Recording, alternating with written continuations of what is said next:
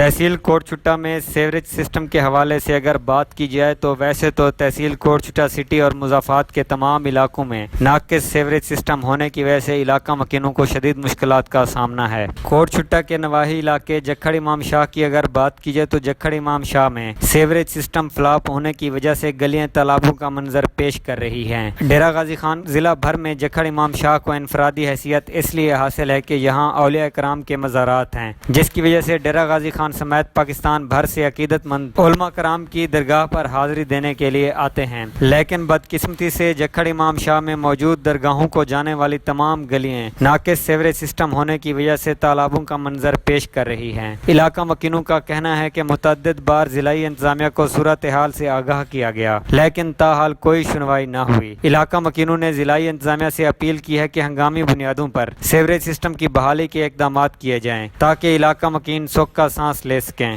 علی رضا ہمدانی، سچ T V, کوٹ چھٹا۔